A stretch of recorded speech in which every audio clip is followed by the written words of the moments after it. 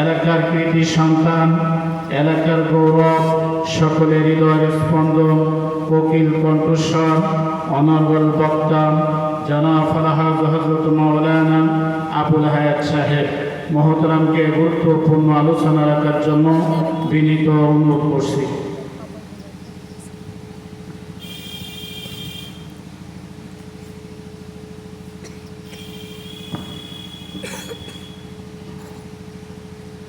السلام عليكم ورحمة الله وبركاته. وعليكم السلام ورحمة الله وبركاته. الحمد لله الذي خلق الإنسان وكرمه وعلمه من البيان ما لم يعلم، فسبحان الذي خلقنا في أحسن تقويم وجعلنا من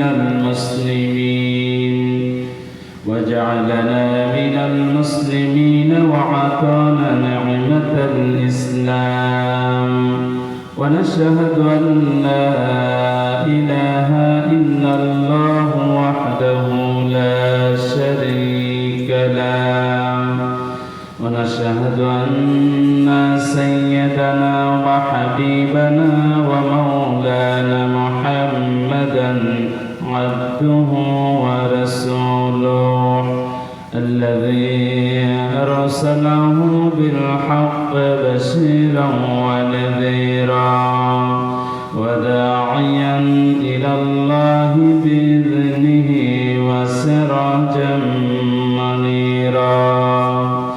فقد قال الله تعالى في كلامه المجيد وفرقانه الحميد: أعوذ بالله من الشيطان الرجيم، بسم الله الرحمن الرحيم.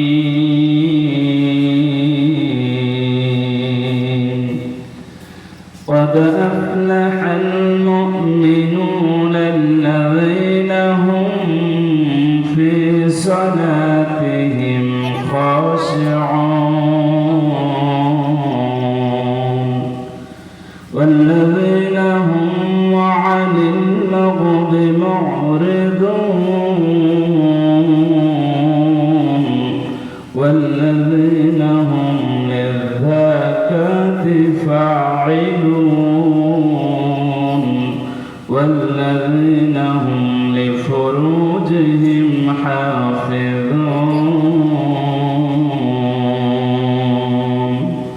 وقال تعالى في شان حبيبه: إن الله وملائكته يصلون على النبي يا أيها الذين آمنوا صلوا عليه وسلموا تسليما. اللهم صل على سيدنا مولانا محمد وعلى آل سيدنا.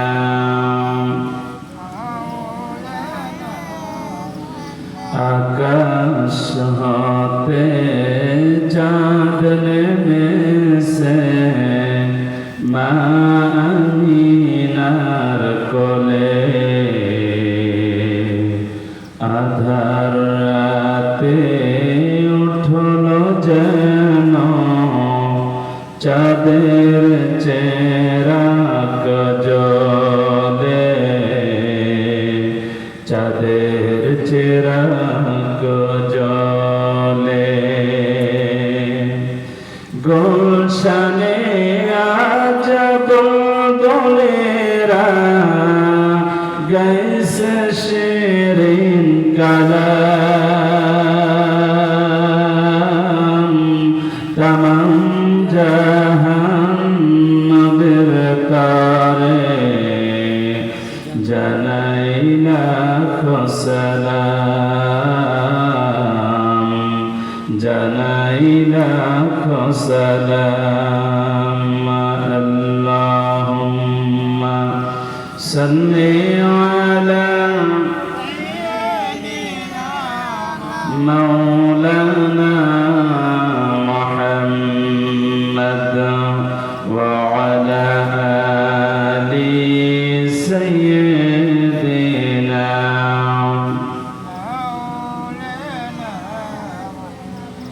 তায়েফের কথা ভেবে কাঁদে শুধু নয়ন, এমনি দরদি পেতে কাঁদে মন। আল্লাহুম্মা সাল্লি আলা মাওলানা মুহাম্মদ ওয়া আলা আলি সাইয়্যিদিনা।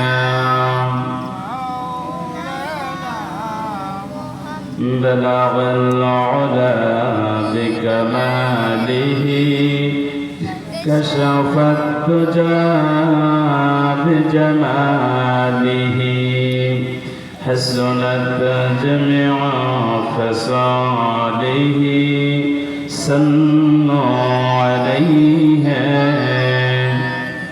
صورت يوسف بدار حكمت لقمان ما قرئ قرآن بری ای دل شادمان من بلغ العلا بكماله كشف الدجى بجماله حسنت جميع خصاله।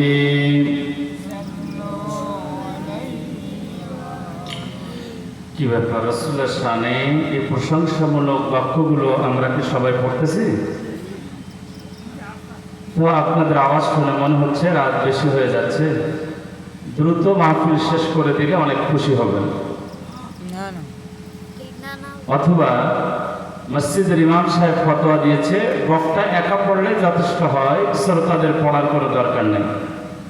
এরকম ফতোয়া কি কোনো মৌলবী দিছে নাকি? না না। তাহলে এতগুলো মানুষ, আমি পিছনের দিকে তাকিয়ে দেখলাম অনেক ভাই মুখ বন্ধ করে বসে আছে।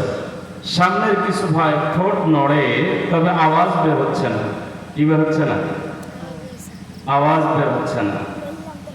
অথচ নির্বাচনের সময় যে যে দল করে সে দলের নেতাকে জিতানোর জন্য 500 টাকার বিনিময়ে গলা ফাটিয়ে ফেলে।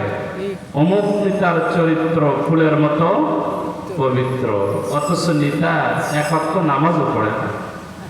এ ধরনের নেতা আমাদের সমাজে আছে না নেই? আছে। আরো জোরে বলেন। আছে।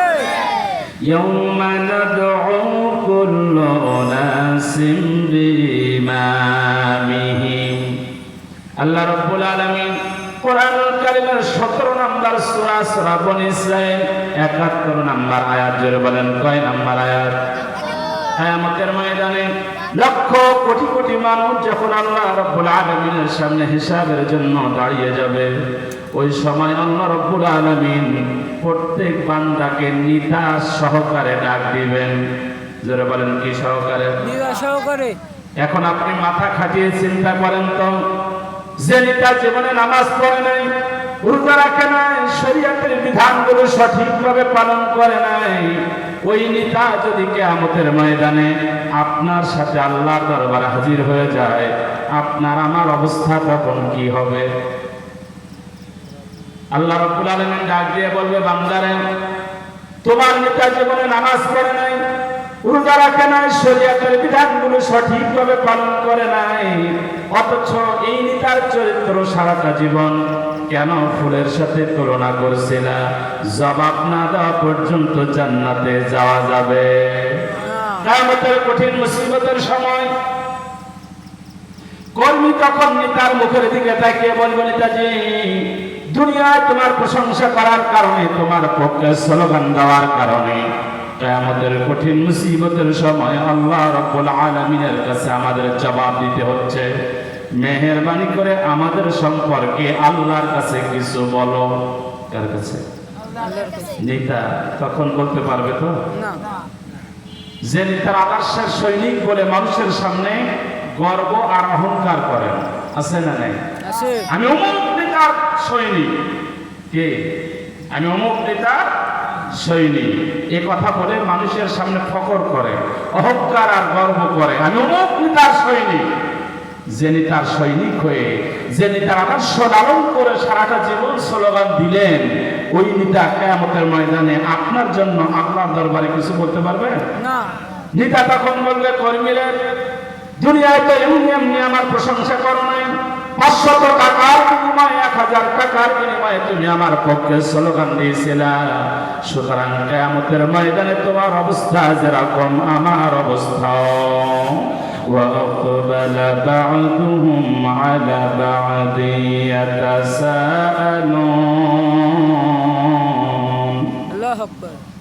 আল্লাহ পাক কোরআনুল কারীমে 37 নম্বর সূরা সূরা সাফফাত 27 নম্বর আয়াত, যারা বলেন কয় নম্বর আয়াত? কিয়ামতের কঠিন মুসিবতের সময় আল্লাহ রাব্বুল আলামিন বলেন, ওই নেতা আর কর্মী উভয় দলের ভিতরে তখন তর্ক বিতর্ক শুরু হয়ে যাবে। কি শুরু হবে? তর্ক বিতর্ক। কর্মী বলবে, আমার জন্য আল্লাহর কাছে কিছু বলো, আর নেতা বলবে, আমি তোর জন্য কি বলবো, তোর অবস্থা যা আমার অবস্থা তাই। মানে এভাবে নেতা আর কর্মীর ভিতরে তর্ক বিতর্ক শুরু হবে। কি শুরু হবে?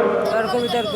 আল্লাহ রাব্বুল আলামিন বলেন, ওই কিয়ামতের কঠিন মুসিবতের সময় নেতা আর কর্মীর ভিতরে যখন তর্ক বিতর্ক শুরু হয়ে যাবে, আল্লাহ রাব্বুল আলামিন ফেরেশতাদেরকে ডাক দিয়ে বলবে, ফেরেশতারা ওয়াহশুরুল্লাযীনা যালামু ওয়া আযওয়াজাহুম ওয়া মা কানু ইয়াবুদুন। আল্লাহু আকবার। নেতার কর্মীর ভিতরে যখন তর্ক বিতর্ক শুরু হয়ে যাবে, আল্লাহ পাক ফেরেশতাদেরকে ডাক দিয়ে বলবে, ফেরেশতারা ওয়াহশুরুল্লাযীনা যালামু, ও ফেরেশতারা দুনিয়ার সব জালেম নেতাদেরকে একত্রিত করো।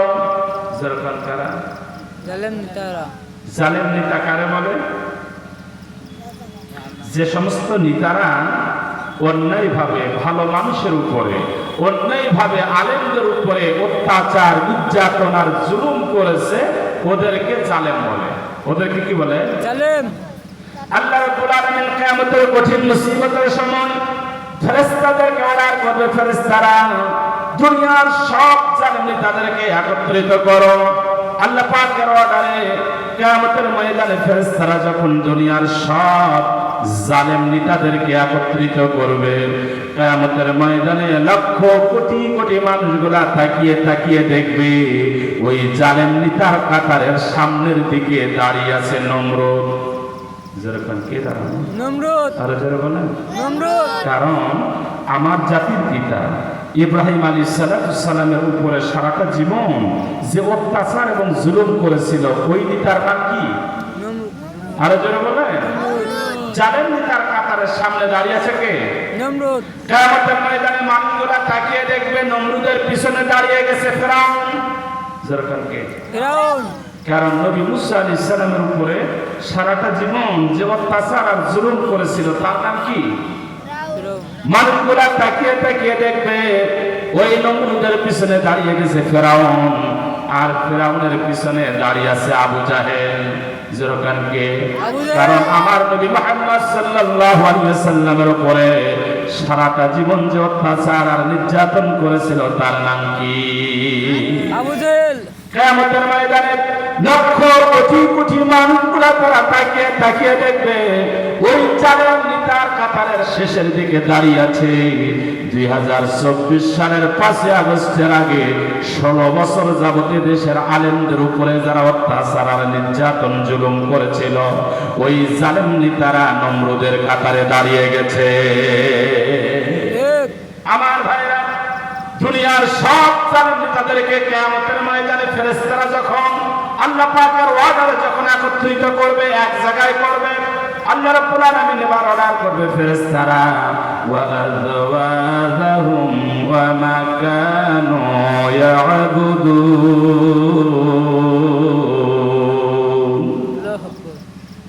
আল্লাহ পাক কোরআনুল কারীমের 37 নম্বর সূরা সাফফাতের 22 নম্বর আয়াত জোরে বলেন কয় নাম্বার?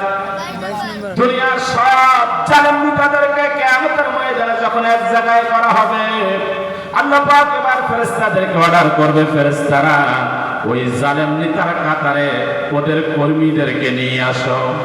যেরকম কাদের কর্মীদের, আরে জোরে বলেন। কর্মীদের যে কর্মী নেতার অর্ডারে, নেতার হুকুমে মানুষের ঘর বাড়ি জ্বালিয়ে পুড়িয়ে ছাই করে দিয়েছে, এ ধরনের কর্মী আছে না নেই? আছে, এ জোরে বলেন আছে না নাই? আছে। আহারে, নেতার হুকুম পাইয়া যারা ভালো মানুষের ঘর বাড়ি জ্বালিয়ে পুড়িয়ে ছাই করে দিয়েছেন, অন্যায়ভাবে মানুষের গায়ে থাপ্পড় মেরেছেন, আল্লাহর কসম কিয়ামতের ময়দানে জালেম নেতার কাতারে ওই কর্মীদেরকেও দাঁড়াতে হবে। কর্মীদেরকে যখন নিয়ে যাওয়া হবে, আল্লাহ পাক এবার অর্ডার করবে ফেরেশতারা ওই জালেম নেতার কাতারে ওর সমর্থকদেরকে নিয়ে আসো। যেরকম কাদের সমর্থক, সমর্থক বোঝেন? সমর্থক বোঝেন? আহারে, সম্মতি দেওয়া, সমর্থন দেওয়ার কারণেই যে জালেম নেতা নির্বাচিত হয়। আমাদের দেশে এরকম সমর্থক আছে না নেই? আছে, এই জোরে বলেন আছে না নেই? আছে। গ্রামের মানুষের ধারণা আমার একটা সমর্থন দিয়েই দে। 18 কোটি মানুষ তো বাংলাদেশে আছে, আমার একটা সমর্থনে এমন কি যায় আসে? 18 কোটি মানুষ তো আছে, সুতরাং 2000 টাকা যখন পকেটে আসতেছে, 5000 টাকা যখন পাচ্ছি, আমার একটা সমর্থন দিয়েই দে। ঠিক, এরকম ধারণাওয়ালা মানুষ আমাদের সমাজে আছে না নাই? আছে, আরো জোরে বলেন আছে না নাই? আছে। মনে রাখবেন, 500 টাকার বিনিময়ে, 1000 টাকার বিনিময়ে আপনি যাকে সমর্থন দিচ্ছেন, আপনার সমর্থনের কারণে নেতা নির্বাচিত হয়ে এদেশের আলেমদের উপরে যদি অত্যাচার এবং নির্যাতন আর জুলুম করে, আল্লাহর কসম কিয়ামতের ময়দানে আপনাকেও জালেম নেতার কাতারে দাঁড়াতে হবে। ঠিক, কারণ আপনার সমর্থনের কারণেই সে নেতা নির্বাচিত হয়ে ভালো মানুষের উপরে জুলুম করছে। যেরকম ঠিক না বেঠিক? ঠিক। এজন্য সমর্থককেও জালেম নেতার কাতারে দাঁড়াতে। এজন্য ভাই, এই পৃথিবীতে যার তার সমর্থন দেওয়া যাবে না, যাকে তাকে নেতা মানা যাবে। মনে রাখবেন, আপনি যাকে সমর্থন দিবেন, যাকে নেতা নির্বাচিত করবেন, ওই নেতা সহকারে আপনাকে কিয়ামতের ময়দানে আল্লাহর দরবারে হাজির হতে হবে। কথা আমার না আল্লাহ? এই জন্য বলেন কথা আমার না আল্লাহ? তাহলে যার তার সমর্থন এই পৃথিবীতে দেওয়া যাবে? টাকার লোভে পড়ে যার তারকে নেতা বানানো যাবে? অথচ রাসূলকে যদি নেতা মেনে, কারে? রসুল, এই পৃথিবীতে একজন ব্যক্তিকে, খুব খেয়াল করেন, এই পৃথিবীতে একজন ব্যক্তিকে চোখ বুঝে নিঃসন্দেহে নেতা মানা যায়। তিনি কে? মুহাম্মদ সাল্লাল্লাহু আলাইহিস সালাম। যে নেতার আদর্শের সার্টিফিকেট দুনিয়ার কোন মানুষ দেয় নাই। কে দিয়েছে? আপনার আমার নেতা নির্বাচিত হওয়ার পরে লন্ডন থেকে ডক্টরের ডিগ্রি নিয়ে আসে, ঠিক, ঠিক কি না? ঠিক, লেখাপড়া তো লাগে না, ক্ষমতার দাপটে ডিগ্রি হয়। ঠিক। কিসের দাপটে? ক্ষমতা। আমাদের দেশে ক্ষমতার দাপটে ডিগ্রি পাওয়া যায়। টাকা পয়সা অনেক বেশি থাকলে ডিগ্রি পাওয়া যাও। যায়। এটা মানুষ দেয় না আল্লাহ দেয়? যেরকম মানুষ দেয় না আল্লাহ দেয়? ক্ষমতার দাপটের ডিগ্রি এটা মানুষ দেয় না আল্লাহ দেয়? টাকা পয়সা থাকলে পরে ডিগ্রিটা আল্লাহ দেয় না মানুষ দেয়? এই পৃথিবীতে একজন ব্যক্তিকে নেতা মানা যায়। কি মানা যায়? নেতা এই জন্য বলেন কি মানা যায়? নেতা একজন ব্যক্তিকে নিঃসন্দেহে চোখ বুঝে নেতা মানা যায়। সে নেতার নাম কি? মুহাম্মদ সাল্লাল্লাহু, যে নেতার আদর্শের সার্টিফিকেট দুনিয়ার কোন মানুষ দেয় নাই। কে দিয়েছে? লাকাদ কানা লাকুম ফি রাসূলিল্লাহি উসওয়াতুন হাসানা। আমার ভাইরা, যারা হজ করতে যাবেন, যারা হজ করতে গিয়েছেন, যারা উমরা করতে গিয়েছেন, আল্লাহর নবী রওজা মুবারক জিয়ারতের জন্য যেই গেট দিয়ে প্রবেশ করতে হয়, যে দরজা দিয়ে প্রবেশ করতে হয়, ওই দরজাটার নাম হলো বাবুস সালাম। যারা বলেন কি নাম? বাবু সালাম। বাবুস সালাম নামক গেট দিয়ে আল্লাহর নবীকে সালাম দেওয়ার জন্য রাসূলের রওজা মুবারকের কাছে যাওয়া হয়।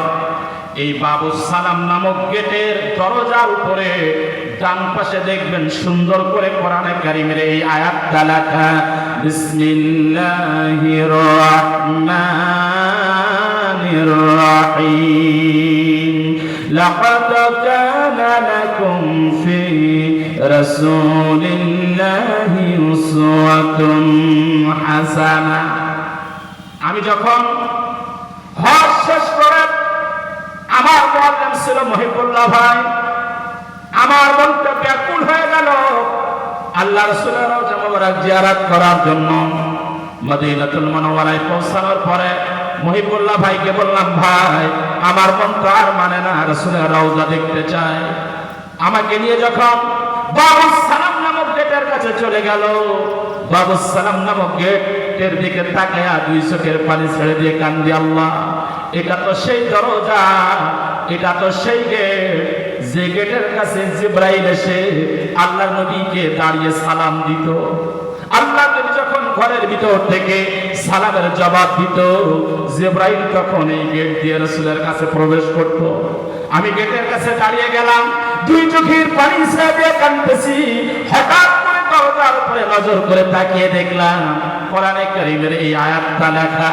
আমার যেন মনে হলো আল্লাহ রাব্বুল আলামিন দুনিয়ার হাজী বান্দাদেরকে লক্ষ্য করে বলছে, বান্দারে, এমন একজন নবীকে তুমি সালাম দেওয়ার জন্য প্রবেশ করছো, এমন একজন নবী রওজা মুবারক জিয়ারত করার জন্য তুমি যাচ্ছ, যে নবীর আদর্শ দুনিয়ার কোন সাধারণ আদর্শ মানুষের আদর্শের মতো নয়, যে নবীর আদর্শের সার্টিফিকেট দুনিয়ার কোন মানুষ দান করে নাই। আমি রব্বুল আলামিন আরশে আজিম থেকে আমার নবীর আদর্শের সার্টিফিকেট আমি আল্লাহ দিয়ে দিয়েছি। আল্লাহ। একজন ব্যক্তিকে এই পৃথিবীতে চোখ বুঝে নিঃসন্দেহে নেতা মানা যায়, তিনি হলো মুহাম্মদ সাল্লাল্লাহু। কারণ এ নবীর আদর্শের সার্টিফিকেট দুনিয়ার কোন মানুষ দেয় নাই। কে দিয়েছে? যে নবীর চরিত্রের সার্টিফিকেট দুনিয়ার কোন মানুষ দেয় নাই। কে দিয়েছে? সুবহানাল্লাহ বলবো না? আপনি আর আমি যে ব্যক্তির, যে নেতার সৈনিক বলে দাবি করি, কি বলে দাবি করি? আমি অমুক নেতার সৈনিক, আছে না নাই? আমরা এই পৃথিবীতে যে নেতার সৈনিক বলে অহংকার করি আর গর্ব করি, সেই নেতা জীবনে মিথ্যা কথা বলে নাই, এই শিওরিটি আপনি দিতে পারবেন? না। খুব খেয়াল করেন, দিতে পারবেন? আপনি যাকে পৃথিবীতে নেতা মেনে গর্ব আর অহংকার করেন, ওই নেতা জীবনে কোনোদিন মহিলাদের সাথে কথা বলে নাই, এটা আপনি এই শিওরিটি দিতে পারবেন? না। এই নেতা কোনোদিন জিনা করেনি, এই সিউরিটি আপনি দিতে পারবেন? এই নেতা কোনোদিন মানুষের হক নষ্ট করে নাই, এই সিউরিটি আপনি দিতে পারবেন? কিন্তু আপনার আমার নবী মুহাম্মদ সাল্লাল্লাহু আলাইহি ওয়াসাল্লাম এর চরিত্রের সার্টিফিকেট দুনিয়ার কোন মানুষ দেয় নাই। কে দিয়েছে? ওয়া ইন্নাকা লাআলা খুলুকিন আযীম। সুবহানাল্লাহ। যে নবীর চরিত্রের সার্টিফিকেট কে দিয়েছে? এই রাসূলকে, এই নবীকে যদি নেতা মানা যায়, এই রাসূলকে যদি লিডার মেনে, নেতা মেনে রাসূলের পক্ষে স্লোগান দেওয়া যায়, কিয়ামতের কঠিন মুসিবতের সময় যে সময় দুনিয়ার নেতারা আমাদের কোনো কাজে আসবে না, ওই সময় রাসূল নামক নেতা আপনার আমার জন্য কি কাজে আসবে, কি উপকার করতে পারবে? সুপারিশ করতে পারবে। আমরা যদি রাসূলকে নেতা মেনে রাসূলের পক্ষে স্লোগান দেই, রাসূলের উপরে দুরূদ শরীফ পড়ি, কিয়ামতের কঠিন মুসিবতের সময় এই রাসূল, এই নেতা আপনার আমার জন্য কি করতে পারবে? সুপারিশ।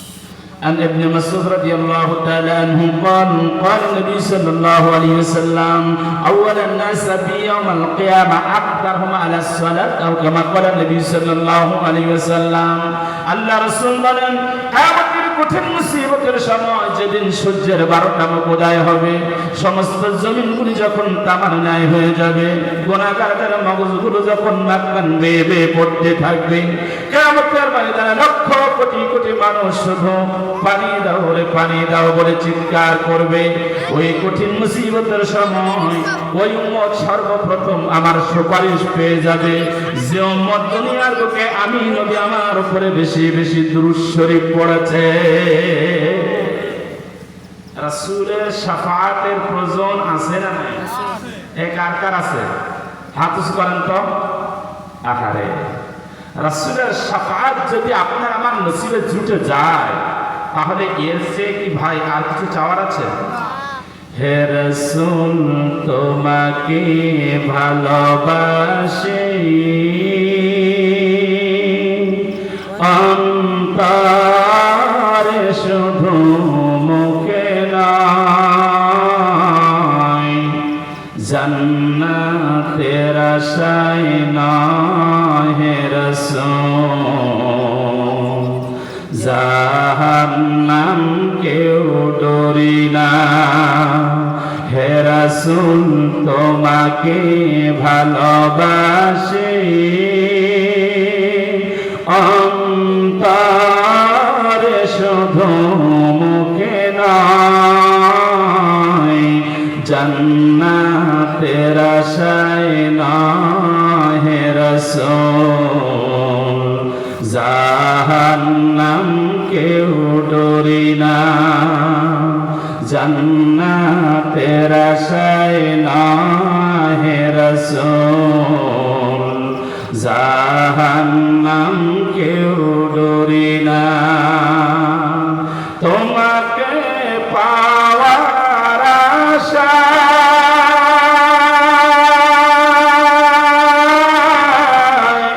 এই মন ছুটে যায় মদিনায়, এই সুর যদি শুনে থাকো আর দূর থেকো না, এই সুর যদি শুনে থাকো আর দূর থাকিও না। হে রাসূল তোমার ভালোবাসি, অন্তরে শুধুই মুখে নয়, জান্নাতের আশায় নয় হে রাসূল, জাহান্নাম কেউ ডরি না। ঠিক না? কিয়ামতের কঠিন মুসিবতের সময় এ রাসূল যদি আপনার আমার জন্য শাফাআত করে, রাসূলের শাফাআত যদি আমার নসিবে আপনার নসিবে জুটে যায়, এর চেয়ে আর কিছু চাওয়ার আছে ভাই? আল্লাহ রাসূল বলছে আউয়ালান নাস বিয়াউমাল কিয়ামা আকতারহুম আলাস সালাত, যে উম্মত আমার উপরে দুনিয়ায় পৃথিবীতে বেশি বেশি দুরূদ শরীফ পড়বে, কিয়ামতের ময়দানে সর্বপ্রথম ওই উম্মতের নসিবে আমার সুপারিশ জুটে যাবে। কারণ আপনি আর আমি যখন রাসূলকে মহব্বত করে দুরূদ শরীফ পড়ি, কণ্ঠ থেকে এটা উচ্চারিত হওয়ার সাথে সাথে একদল ফেরেশতারা রাসূলের রওজায় পৌঁছে যায়। আল্লাহ রাসূল বলেছেন মা মিন আহাদিন ইউসাল্লিমু আলাইয়া ইল্লা রাদ্দাল্লাহু আলাইহি রূহি হাত্তা আরুদ্দা আলাইহিস সালাম। আবু হুরায়রা রাদিয়াল্লাহু তাআলা থেকে হাদিস, যারা হজ এবং উমরা করবেন বা করেছেন, বাবুস সালাম নামক গেট দিয়ে প্রবেশ করে রাসূলের রওজায় যাওয়ার আগে একটা জায়গা আছে, যে জায়গাটার নাম হলো রিয়াজুল জান্নাহ। কি নাম? রিয়াজুল জান্নাহ। খুব খেয়াল করেন, এই রিয়াজুল জান্নাহ বাম পাশে, ডান পাশে দেখবেন দেয়ালের সাথে এই হাদিসটা লেখা, মা মিন আহাদিন ইউসাল্লিমু আলাইয়া ইল্লা রাদ্দাল্লাহু আলাইহি রূহি হাত্তা আরুদ্দা আলাইহিস সালাম। তার মানে হচ্ছে, হাদিসের অর্থ হচ্ছে, আল্লাহ রাসূল বলছে, আমার যে উম্মত আমাকে ভালোবেসে, আমাকে মহব্বত করে আমার উপরে দুরূদ শরীফ পড়বে, কণ্ঠ থেকে দুরূদের শব্দ উচ্চারিত হওয়ার সাথে সাথে রহমতের ফেরেশতারা আমি নবী আমার রওজা মুবারাকে পৌঁছে দিবে। আর আল্লাহ রাব্বুল আলামিন সঙ্গে সঙ্গে আমার রূহটা আমার ভিতরে ফিরিয়ে দিবে, আমি আমার ওই উম্মতের দুরূদ আর সালামের জবাব দিয়ে দিব। আমি এই হাদিসটা যখন পড়তাম, ডান দিকে তাকিয়ে, বাম দিকে রাসূলের রওজা, বাম দিকে কি? রাসূলের রওজা মুবারক, ডান পাশে রিয়াজুল জান্নাহ, ডান পাশে দেয়ালের গায়ে লেখা। আমি পড়তাম আর বলতাম, আল্লাহ, আমার মতো গুনাহগার উম্মত রাসূলকে সালাম দিচ্ছে, আর রাসূল যদি রওজা মুবারক থেকে আমার মতো গুনাহগার উম্মতের সালামের জবাব দেয়, এর চেয়ে আমার জীবনে আর কোনো চাওয়া পাওয়া নাই। এজন্য রাসূলের উপরে যখন দুরূদ শরীফ পড়তে হয়, মহব্বত আর ভালোবাসা নিয়ে কণ্ঠ ছেড়ে দিয়ে জোরে জোরে পড়তে হবে। রাজি আছেন সবাই ইনশাআল্লাহ? আল্লাহ তৌফিক দান করুক, জোরে বলেন আমিন। আলহামদুলিল্লাহ সুম্মা আলহামদুলিল্লাহ। মুআজ্জাজ মুহতারাম সাহেবে সদর হযরত উলামায়ে কেরাম, অধ্যক্ষ বাংলাদেশের ঐতিহ্যবাহী সাতক্ষীরা জেলার কালীগঞ্জ থানাধীন রামনগর সর্দারপাড়া যুব সমাজের উদ্যোগে আয়োজিত একদিনব্যাপী তাফসীরুল কোরআন মাহফিলের সম্মানিত সভাপতি, এলাকার সর্বজন শ্রদ্ধেয় ব্যক্তিত্ব, খানায়ে কাবার মেহমান জনাব আলহাজ ডাক্তার এস.এম. লুৎফর রহমান সাহেব। আজকের মাহফিল পরিচালনা রয়েছেন জনাব হাফেজ আব্দুল্লাহ আল মামুন সাহেব। মাহফিলের প্রধান মেহমান, কোরআন এবং হাদিস থেকে আপনাদের সামনে আলোচনা করে যিনি ধন্য করবেন, বিশিষ্ট ইসলামী চিন্তাবিদ জনাব হযরত মাওলানা নুরুল ইসলাম আজাদি সাহেব সহ সম্মানিত উলামায়ে হযরত, সম্মুখপান ভূমিষ্ঠ বিভিন্ন গ্রাম থেকে আগুনের ফুলকের মতো ছুটে আসা দিনদার মুত্তাকি পরহেজগার বাবাজি ও ভাইরা, পর্দার অন্তরালে অবস্থানরত মা ও বোনেরা, আমি আবারও অন্তরে অন্তরস্থল থেকে সালাম ও মোবারকবাদ বিনিময় করছি। আসসালামু আলাইকুম ওয়া রাহমাতুল্লাহি ওয়া বারাকাতুহু। ওয়ালাইকুম আসসালাম। লাখ কোটি তারিফ প্রশংসা জ্ঞাপন করি আল্লাহ সুবহানাহু ওয়া তাআলার দরবারে লাহিতে, যে মহান রব্বুল আলামিন যে সময়ে গোটা বিশ্বের অসভ্য জাতিগুলি সভ্য জাতির উপর প্রাধান্য পাওয়ার লক্ষ্যে বিভিন্ন পরিকল্পনা করছে, যে সময়ে সারা দুনিয়ার ইসলাম বিদ্বেষী শক্তিগণ ইসলাম নামক জ্যোতিকে এক ফুৎকারে নির্বাপিত করার লক্ষ্যে বিভিন্ন পরিকল্পনা করছে, ঠিক এহেন ভয়াবহ যুগ সন্ধিক্ষণে যে মহান রব্বুল আলামিন তার মহাগ্রন্থ আল কোরআন এবং রাসূলের নির্দেশিত হাদিস থেকে কিছু মূল্যবান কথা শোনার, বোঝার এবং জীবনে বাস্তবে আমল করার লক্ষ্যে এহেন পবিত্রতম মজলিস তথা মাজালিসুর রহমতের মধ্যে হাজির হওয়ার তৌফিক ইনায়েত করেছেন। এজন্য সে মহান মুনিবের দরবারে কালিমাতুশ শুকর আদায় করি, সকলে বলি আলহামদুলিল্লাহ। আমরা হৃদয়ের সবটুকু আবেগোজার করে দিয়ে মস্তক অবনত চিত্তে শুকরিয়া আদায় করি সে বিশাল বিস্তীর্ণ আকাশের মালিকের দরবারে লাহিতে, যে মহান রব্বুল আলামিন যে সময়ে গোটা পৃথিবী থেকে লক্ষ লক্ষ হাজুল হারামাইন হজের কাজ সম্পন্ন করে রাসূল করিম সাল্লাল্লাহু আলাইহি ওয়াসাল্লামের রওজা মুবারক জিয়ারতের জন্য মদিনাতুল মুনাওয়ারার উদ্দেশ্যে যাত্রা শুরু করেছে, ঠিক এমনই একটি বরকতময় রহমতপূর্ণ সময়ে যে মহান রব্বুল আলামিন আল মাজালিসুল কোরআন হিয়া আরাউদাতু মিন রিয়াদুল জান্নাহ, এই জান্নাতের টুকরায় বসে বিশ্বনবী মুহাম্মদ রাসূলুল্লাহ সাল্লাল্লাহু আলাইহি ওয়াসাল্লামের উপরে ভক্তি ভরে কয়েকবার দুরূদ আর সালাম পেশ করার তৌফিক ইনায়েত করেছেন। এজন্য সে মহান মুনিবের দরবারে আবারও শুকরিয়া তান, সকলে বলি আলহামদুলিল্লাহ। লাখ কোটি দুরূদ আর সালাম পেশ করে বিশ্ব মানবতার মুক্তির দূত সরকার দো আলম নূরে মুজাচ্ছাম মা আমিনার নয়নের মণি বিশ্ব সভার সভাপতি, আখিরাতে আপনার আমার জন্য একমাত্র শাফাআতের কান্ডারি মুহাম্মদ রাসূলুল্লাহ সাল্লাল্লাহু আলাইহি ওয়াসাল্লামের উপরে। সম্মানিত হাজিরিন, আমরা এমন একটি সময়ে কোরআন থেকে আলোচনা শোনার জন্য বসেছি যে সময়ে সারা পৃথিবীতে কোরআনের বিরুদ্ধে ষড়যন্ত্র চলছে, যারা বলে ঠিক কিনা? যে সময়ে সারা পৃথিবীতে মুসলমানদের ধ্বংস করার জন্য পরিকল্পনা চলছে, যারা বলে ঠিক কিনা? বিশেষ করে আমাদের পার্শ্ববর্তী দেশ, আমাদের প্রতিবেশী দেশ ভারতের পশ্চিমবঙ্গ, বিজেপি পাশ করার কারণে শুভেন্দু অধিকারী, কি নাম? শুভেন্দু অধিকারী ভারতের পশ্চিমবঙ্গের মুখ্যমন্ত্রী হওয়ার পরে সে ঘোষণা করেছে মুসলমানদেরকে ভারত থেকে বিতাড়িত করার জন্য, জোরে বলেন নাউজুবিল্লাহ, আরো জোরে বলেন নাউজুবিল্লাহ। মুসলমানদেরকে ধ্বংস করার জন্য, মুসলমানদেরকে উৎখাত করার জন্য যারা ষড়যন্ত্র করছে, আল্লাহ পাক তাদেরকে হেদায়েত দান করুক, জোরে বলেন আমিন। হেদায়েত যদি তাদের নসিবে না থাকে, আল্লাহ পাক নমরুদ এবং ফিরআউনের মতো দুনিয়া থেকে তাদেরকে বিদায় করে দিক, জোরে বলেন আমিন। সম্মানিত হাজিরিন, অমুসলিমরা, বিধর্মীরা কিয়ামত পর্যন্ত মুসলমানের বিরুদ্ধে এ ষড়যন্ত্র করবে, কিন্তু যতই ষড়যন্ত্র করুক না কেন তাদের কোন ষড়যন্ত্র কিয়ামত পর্যন্ত সাকসেসফুল হবে, আরো জোরে বলেন। কারণ মুসলমান, ইসলাম এটা কার ধর্ম? আরো যারা বলেন ইন্নাদ-দীনা ইনদাল্লাহিল ইসলাম। আল্লাহর কাছে এই পৃথিবীতে সবচেয়ে পছন্দনীয় মনোনীত যে ধর্ম, সেই ধর্মের নামটা কি? ইসলাম। ইসলাম যেহেতু আল্লাহর কাছে এটা পছন্দনীয় ধর্ম, এজন্য এই ধর্মকে কিয়ামত পর্যন্ত কেউ উৎখাত করতে পারবে। আর আল্লাহর কাছে সবচেয়ে যে কিতাবটা পছন্দনীয়, সে কিতাবটার নাম কি? কোরআন। সে কিতাবটার নাম কি? কোরআন।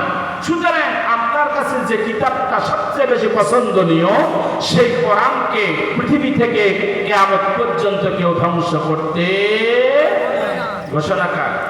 আর জোরে বলেন আল্লাহ রাব্বুল আলামিন বলেন ওয়াল্লাযী আরসালা রাসূলাহু বিল হুদা ওয়া দীনিল হক ওয়া দীনিল হক লিইযহিরাহু আলাদ-দীনি কুল্লিহি ওয়ালাউ কারিহাল মুশরিকুন।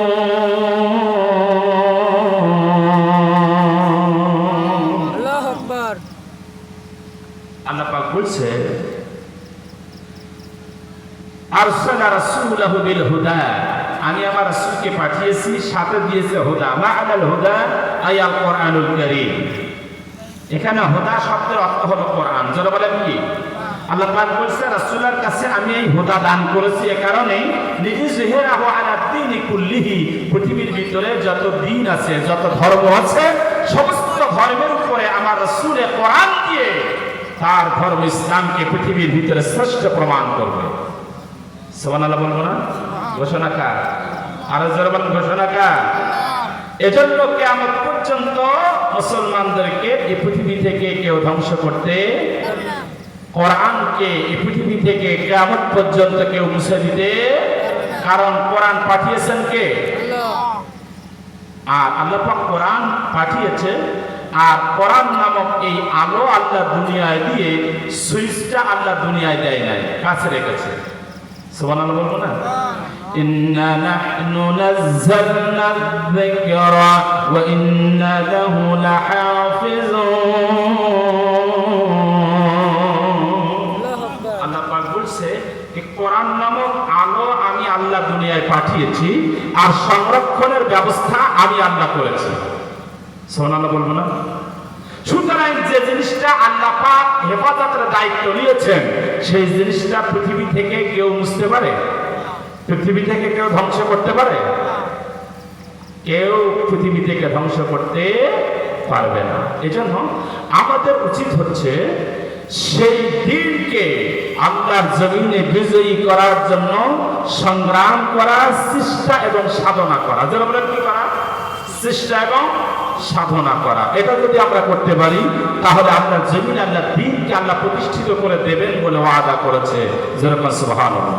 সম্মানিত হাজরিন, আজকে আমরা সে কোরআনে কারীম থেকে কিছু আলোচনা শুনবো ইনশাআল্লাহ।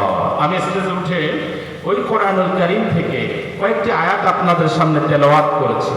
সূরা আল মুমিনুন। যেরকম কোন সূরা? আল্লাহ পাক এই পৃথিবীতে মুমিনদের জন্য একটা সূরা নাজিল করেছে। সূরাটার নাম হলো সূরাতুল মুমিনুন। ঠিক তদ্রূপ কাফেরদের জন্য আরেকটা সূরা নাজিল করেছে। সে সূরাটার নাম হচ্ছে সূরাতুল কাফিরুন। আবার কাফেরও না মুসলমানও না, মাঝখানে হলো মুনাফিক। যেরকম কি মুনাফিক, কাফেরও না মুসলমানও না, মাঝখানে কি মুনাফিক। এই মুনাফিকদের জন্য আল্লাহ কোরআনে কারিমে আরেকটা সূরা নাজিল করেছে, যে সূরাটার নাম হলো সূরাতুল মুনাফিকুন। আজকে আমরা যে আয়াতে কারিমাগুলো তেলাওয়াত করেছি, এই আয়াতে কারিমাগুলো হচ্ছে সূরাতুল মুমিনুন, মুমিনদের সম্পর্কে যে সূরাটা নাজিল করেছে। কাদের সম্পর্কে? আরো জোরে বলেন। রাসূল করিম সাল্লাল্লাহু আলাইহি ওয়াসাল্লামের কাছে কোরআনে কারীম আল্লাহ পাক নাজিল করেছেন। দীর্ঘ 23 বছর ধরে বিভিন্ন সমস্যার সমাধান কল্পে প্রেক্ষাপটকে সামনে রেখে আল্লাহ পাক কোরআনে কারীম নাজিল করেছে। আর এই কোরআন নাজিলের পদ্ধতি হাদিসের ভাষা অনুযায়ী 7টি। যারা বলেন কয়টি? 7টি পদ্ধতিতে রাসূলের উপরে কোরআনে কারীম নাজিল হয়েছে। এর ভিতরে একটা পদ্ধতি হলো মিন ওয়ারাইল হিজাব, পর্দার আড়াল থেকে। আল্লাহ বলেছে সরাসরি কথা, রাসূল শুনেছে। সুবহানাল্লাহ বলবো না? এইটা রাসূলের জীবনে একবার হয়েছে, সেটা হলো মেরাজের রাতে। কোন রাতে? মেরাজের রাতে। মিন ওয়ারাইল হিজাব, পর্দার আড়াল থেকে আল্লাহ পাক বক্তব্য দিয়েছে, রাসূল শুনেছে। কোরআন নাজিল হয়েছে পর্দার আড়াল থেকে। কোরআন নাজিল হয়েছে রাসূলের উপর 7টা পদ্ধতিতে। কয়টা পদ্ধতি? একটা হলো মিন ওয়ারাইল হিজাব, পর্দার আড়াল থেকে। এইটা হয়েছে একবার। কোন সময়? মেরাজের রাতে। আরেকটা পদ্ধতিতে কোরআন নাজিল হয়েছে মিসলা সিলসিলাতুল জাস, ঘন্টার ধ্বনির ন্যায়। কিসের ন্যায়? ঘন্টার ধ্বনি চিনেন? ছোটবেলা আমরা যখন প্রাইমারিতে পড়তাম, তখন ক্লাস শুরু হওয়ার সময় ঘন্টা দিত না? হ্যাঁ, ঘন্টায় বাড়ি দিত। একটা ক্লাস শেষ হলে একটা ঘন্টা, 2টা শেষ হলে 2টা বাড়ি। যখন সবগুলা শেষ হয়ে যাবে তখন অনেকগুলা বাড়ি। আর অনেকগুলা বাড়ি যখন দিবে তখন ছাত্র ছাত্রীরা বলবে যে ক্লাস সব শেষ হয়ে গেছে, ছুটি হয়ে গেছে, বই খাতা ব্যাগে করে নিয়ে বাড়ির দিকে দৌড় শুরু করতাম। ঠিক কি না? তো এই যে অনেকগুলা বাড়ি, মিসলা সিলসিলাতুল জাস, কোরআন রাসূলের উপরে নাজিল হয়েছে 7টা পদ্ধতিতে। একটা পদ্ধতি হলো ঘন্টার ধ্বনি নাই। কিসের নাই? এই পদ্ধতিতে রাসূলের উপরে যখন কোরআন নাজিল হতো, আল্লাহ রাসূলের খুব কষ্ট হতো, কষ্ট অনুভব হতো। আয়েশা রাদিয়াল্লাহু তাআলা আনহা বলছেন, প্রচন্ড শীতের সময় আমি রাসূলের সাথে একই লেপের ভিতরে শুয়ে আছি, কিন্তু হঠাৎ করে যখন মিসলা সিলসিলাতুল জাস, এই ঘন্টার ধ্বনির ন্যায় রাসূলের উপর ওহী নাজিল হচ্ছে, তখন আমি দেখতাম প্রচন্ড শীতের ভিতরে যখন আমরা লেপের ভিতরে অবস্থান করছি, এই সময়ও রাসূলের দেহ মোবারক থেকে ঘাম টপ টপ করে মাটিতে পড়ত। ওহী একটা ভার আছে। ওহী কি আছে? ওহীর একটা ভার আছে। এজন্য বক্তা যারা কোরআন এবং হাদিস দিয়ে যখন আলোচনা করে, কথা বলে, তাদের শরীরটা ঘামে। শরীরটা কি করে? এর একটা কষ্ট আছে, এটা আপনারা বুঝতে পারবেন না। তো রাসূলের উপরে ওহী নাজিল হয়েছে 7টা পদ্ধতিতে। আরেকটা পদ্ধতি হলো দাইহাতুল কলবি, সূরাতি দাইহাতুল কলব। দাইহাতুল কলবের সূরাত নিয়ে, মানুষের সূরাত নিয়ে রাসূলের কাছে জিবরাইল আসতো। এই পদ্ধতি সবচেয়ে সহজ পদ্ধতি। এইটা রাসূল করিম সাল্লাল্লাহু আলাইহি ওয়াসাল্লাম বলছেন, আমার জীবনে 7 পদ্ধতিতে কোরআন নাজিল হয়েছে, সবচেয়ে সহজ পদ্ধতি হলো মানুষের রূপ ধরে। দাইহাতুল কলবি, রাসূলের সাহাবী, এই সাহাবীর রূপ ধরে জিবরাইল আসতো, জিবরাইল বলতো, রাসূল শুনতো। এটা হলো সবচেয়ে সহজ পদ্ধতি। কোন সাহাবী? দাইহাতুল কলব। এই সাহাবীর অনুশোচনা, তওবাটা আল্লাহর কাছে এত পছন্দ হলো, আল্লাহ পাক জিবরাইলকে যতবার মানুষের সূরাত রাসূলের কাছে পাঠিয়েছে, এই সাহাবীর সূরাত নিয়েই রাসূলের কাছে পাঠিয়েছে। সুবহানাল্লাহ বলবো না? জাহিলিয়াতের যুগে যে ব্যক্তির জীবন্ত কন্যা সন্তান মাটির ভিতরে পুঁতে রাখত, মাটির ভিতরে কি রাখত? হ্যাঁ, কাবা শরীফের পাশে একটা কবরস্থান আছে, কাবা শরীফ থেকে একটু নিকটে। যে কবরস্থানটার নাম হলো জিন্দা কবর। কি নাম? জিন্দা কবর। যেখানে আরবের, ইসলাম আসার আগে, রাসূল আসার আগে আরবের মানুষেরা কন্যা সন্তান, মেয়ে সন্তান হলে পরে জিন্দা কবর খুঁড়ে তাকে পুঁতে দিত। মানুষগুলো এখানে যে খুব কান্দে, খুব কান্দে, দোয়া কবুল হয়, খুব কান্দে। দাইহাতুল কলবে নিজের কলিজার টুকরা সন্তান মাটির ভিতরে পুঁতে রেখেছে মেয়ে হওয়ার কারণে। কি হওয়ার কারণে? রাসূলের কাছে এসে বলছে, ইয়া রাসূলুল্লাহ, বাবা হয়ে আমি যে অবিচার করেছি, মেয়ের উপরে যে জুলুম করেছি, হুজুর আল্লাহ কি আমাকে ক্ষমা করবে? আল্লাহ রাসূল বলছে, দাইহাতুল কলব, তোমার চোখে পানি দেখতেছি, তুমি অন্যায় করেছো, অন্যায় বুঝতে পেরে যে অনুশোচনা বোধ তোমার ভিতরে জাগ্রত হয়েছে, আল্লাহর কাছে যে তওবাতুন নসুহা করে ফিরে এসেছো, আল্লাহ পাক এজন্য তোমার জীবনের গুনাহগুলি আল্লাহ মাফ করে দিবে। তো এই সাহাবী সূরাত ধরে জিবরাইল কোরআনের আয়াত নিয়ে রাসূলের কাছে আসতো। আরেকটা পদ্ধতি ছিল মিসলা সিলসিলাতুন নাহলা, মানে এটা হলো মৌমাছির গুনগুন আওয়াজ। মৌমাছি যেমন গুনগুন আওয়াজ করে না, এই আওয়াজে রাসূলের কাছে কোরআন নাযিল হয়েছে। সূরা আল মুমিনুনের এই আয়াত, প্রথম 10টা আয়াত মৌমাছির গুনগুন আওয়াজের ন্যায় রাসূলের উপরে ওহী নাযিল হয়েছে। মুসনাদ আহমদের মধ্যে এসেছে, আল্লাহ রাসূলের প্রাণপ্রিয় সাহাবী হযরত ওমর রাদিয়াল্লাহু তাআলা আনহু বলছেন, আমরা রাসূলের সামনে বসে কোরআনের আলোচনা শুনতেছিলাম। কিসের আলোচনা? এমন সময় আমরা শুনতে পেলাম মৌমাছির গুনগুনের মতো আওয়াজ শুরু হয়ে গেছে।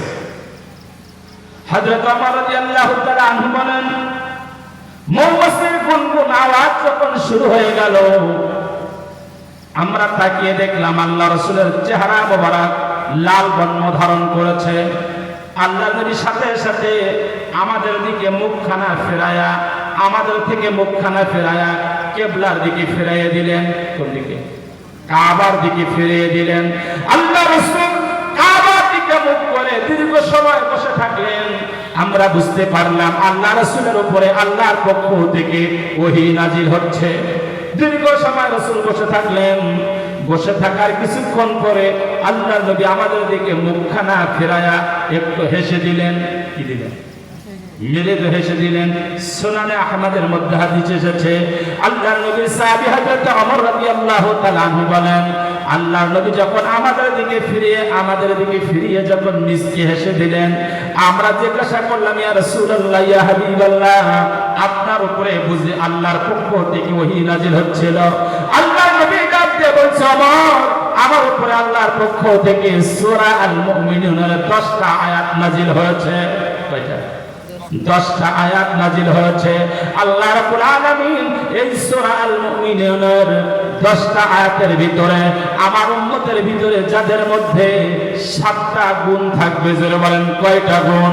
7টা গুণ যাদের ভিতরে থাকবে, আমার ওই উম্মতদেরকে আল্লাহ পাক জান্নাতুল ফেরদাউসের উত্তরাধিকারী বানিয়ে দিবেন বলে আল্লাহ ওয়াদা করেছে। কিসের উত্তরাধিকারী বানিয়ে দিবেন? জোরে বলেন। জান্নাতের উত্তর। জান্নাত কয়টা? 8টা। জোরে বলেন কয়টা? 8টা। সবাই একটু জিকির করি লা ইলাহা হয়, ইন্নাকা লা তুখলিফুল মিআদ। সব দোয়া করার পরে আল্লাহকে বলা হয়, আল্লাহ তুমি এমন একজন রব, এমন একজন আল্লাহ যিনি ইন্নাকা লা তুখলিফুল মিআদ, যিনি কোনোদিন তার ওয়াদা ভঙ্গ করে না। এখন আল্লাহ পাক ওয়াদা করেছে বান্দাকে জান্নাতুল ফেরদাউসের মেহমান বানিয়ে দিবে। বান্দার ভিতরে যদি কয়টা গুণ থাকে? 7টি। আল্লাহর এই ওয়াদা কোনোদিন ভঙ্গ হয় না। আরো জোরে বলেন। না। আল্লাহ রাব্বুল আলামিন বলেন এই 7টা গুণের ভিতরে 1 নাম্বার হলো قد أفلح المؤمنون الذين هم في صلاتهم خاشعون আল্লাহু আকবার। আল্লাহ রাব্বুল আলামিন বলেন قد أفلح المؤمنون ওই সমস্ত মুমিনেরা দুনিয়ায় সফলকাম হয়ে গিয়েছে। সুবহানাল্লাহ। আল্লাহ পাক বলছে ওই সমস্ত মুমিনেরা সফলকাম হয়ে গিয়েছে আল্লাযীনা হুম ফি সালাতিহিম খাশিউন, যারা তাদের নামাজের মধ্যে বিনয় নম্রতা অবলম্বন করেছে। কিসে? আল্লাহ রাব্বুল আলামিন বলে আমার যে বান্দারা বিনয়ের সাথে নামাজ আদায় করে। কিসের সাথে? আমার ভাইরা, নামাজ শুধুমাত্র পড়লে হবে না, সালাত শুধুমাত্র আদায় করলে হবে না। আল্লাহ পাক বলছে জান্নাতুল ফেরদাউসের মেহমান হওয়ার জন্য প্রথম শর্ত হলো বিনয়ের সাথে নামাজ পড়তে হবে। কিসের সাথে? বিনয়ের সাথে সালাত আদায় করতে হবে। আমার ভাইরা, বিনয়ের সাথে যে ব্যক্তি সালাত আদায় করে আল্লাহ রাব্বুল আলামিন ওই সালাত আদায়কারী বান্দাকে জীবনের সব গুনাহগুলি আল্লাহ মাফ করে দেয়। সুবহানাল্লাহ। এখন প্রশ্ন হলো বিনয়ের সাথে নামাজ কাকে বলে? নামাজের ভিতরে একটা গুরুত্বপূর্ণ বিষয় হলো খুশুখুজু। যারা বলেন কি খুশুখুজুটা কি? বিনয়টা কি? একাগ্রতা। সাহাবায়ে কেরাম রিদওয়ানুল্লাহি তাআলা আলাইহিম আজমাইন রাসূলের সাথে যখন কাফিরদের বিরুদ্ধে যুদ্ধ করার জন্য বের হতেন, যুদ্ধ করার জন্য যখন সাহাবায়ে কেরাম রাসূলের সাথে বের হতেন, প্রতিমধ্যে যখন নামাজের সময় হয়ে যেত, নামাজের সময় হয়ে যাওয়ার সাথে সাথে সাহাবায়ে কেরাম নামাজ আদায় করে নিতেন। সুবহানাল্লাহ বলবো না? সুবহানাল্লাহ। কারণ নামাজ পড়তে হয় নির্দিষ্ট সময় সাপেক্ষে। নামাজ ফরজ করেছেন কে? ইন্নাস সালাতা কানাত আলাল মুমিনিনা কিতাবাম মাওকুতা। আল্লাহ পাক বলছে আমি মুমিনদের উপরে নামাজ ফরজ করেছি নির্দিষ্ট সময় সাপেক্ষে। সুবহানাল্লাহ বলেন। আর আমরা একটার নামাজ কয়টায় পড়ি? আহারে, সাহাবায়ে কেরাম যুদ্ধের ময়দানে বের হয়েছে, আজান দিয়েছে, সাথে সাথে নামাজ আদায় করে নিয়েছে। বিনয়ের সাথে নামাজ কাকে বলে? সাহাবায়ে কেরাম যখন নামাজে দাঁড়াতেন তখন নামাজের ভিতরে এতটা বিনয়ী হয়ে যেত। কি হয়ে যেত? বিনয়ী মানে কি? আনতা আবুদাল্লাহ কাআন্নাকা তারাহু ফাইল্লাম তাকুন তারাহু ফাইল্লাম ইয়ারাকা। সুবহানাল্লাহ। আল্লাহ রাসূল বলেন বিনয়ের সাথে নামাজ বলা হয় কোন নামাজকে? তোমরা এমন ভাবে নামাজ আদায় করবে আনতা আবুদাল্লাহ কাআন্নাহু তারা, তুমি এমন ভাবে নামাজ পড়ো যেন তুমি আল্লাহ রাব্বুল আলামিনকে দেখতেছো। আর যদি তুমি আল্লাহকে দেখতে না পাও, তোমার মনের ভিতরে এই অনুভূতি যেন জাগ্রত হয়ে যায় আমার রব, আমার আল্লাহ আমার নামাজের দৃশ্য দেখতেছে। এটাই হলো বিনয়ের সাথে নামাজ আদায় করা। আনতা আবুদাল্লাহ কাআন্নাকা তারাহু, এমন ভাবে নামাজ পড়বা যেন তুমি আল্লাহকে দেখতেছো। কাকে দেখতেছো? আর আল্লাহকে যদি না দেখতে পাও, মনের ভিতরে এই অনুভূতি জাগ্রত হতে হবে যে আল্লাহ আমাকে দেখতেছে। এখন যদি কোনো মানুষ এই অনুভূতি নিয়ে নামাজ আদায় করে, আমি আমার আল্লাহকে দেখতেছি, আল্লাহকে দেখতে পাই না, অথচ আমি যে নামাজ পড়ছি আমার আল্লাহ আমার নামাজ দেখতেছে, মনের ভিতরে যে যদি এই অনুভূতি হয়, মানুষ কোনোদিন নামাজ থেকে মন বালিয়াডাঙ্গা বাজারে যেতে পারে না।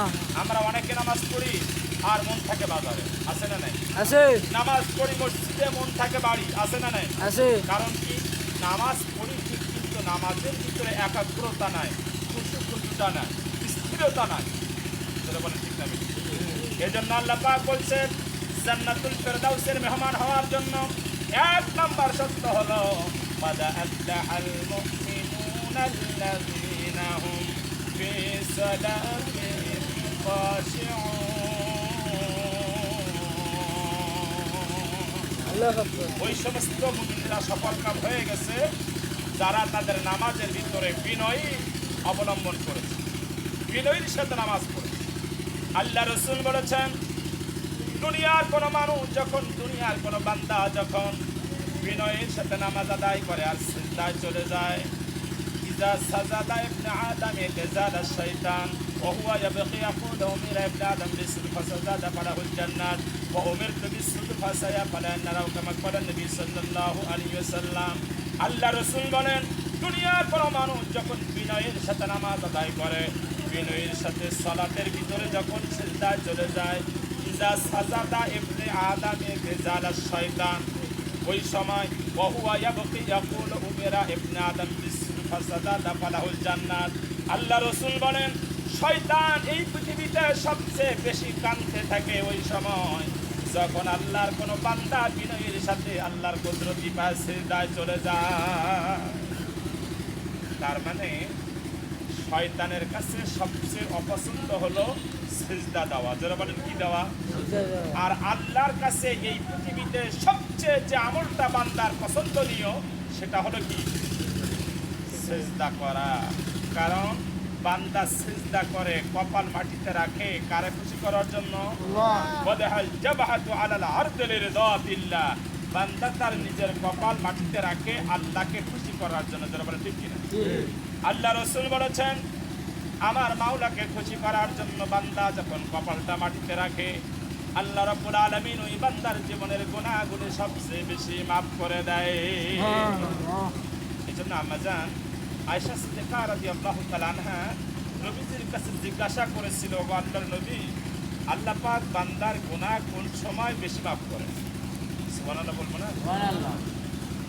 আল্লাহ রাসূল কয়, আয়েশা, আল্লাহ পাক বান্দার গুনাহগুলি সব সময় মাফ করে, কিন্তু দুইটা জায়গায় বেশি মাফ করে। একটা জায়গা হলো বান্দা যখন বিনয়ের সাথে নামাজ আদায় করে আর কপালটা যখন মাটিতে রেখে আমার আল্লাহর প্রশংসা শুরু করে দেয়। এজন্য আমার ভাইরা জান্নাতুল ফেরদাউসের মেহমান হওয়ার জন্য প্রথম নাম্বার শর্ত হলো বিনয়ের সাথে নামাজ আদায় করা। জোরে বলেন কিসের? قد أفلح المؤمنون الذين هم في صلاتهم خاشعون। সবাই একটু জিকির করি লা ইলাহা, এই মাইক একটু স্টার্ট দেই করে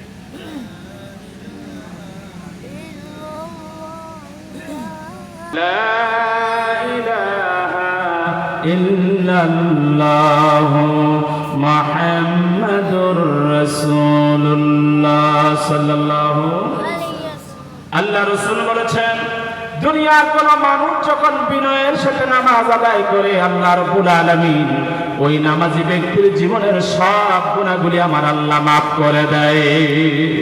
আল্লাহ রাসূল বলেন শুধু তাই নয়, খাশিনের সাথে যে ব্যক্তি নামাজ আদায় করবে, সালাত আদায় করবে, আল্লাহ রাব্বুল আলামিন ওই বান্দার জন্য স্পেশাল ভাবে 5টা পুরস্কারের ব্যবস্থা করে। যারা বলেন কয়টা?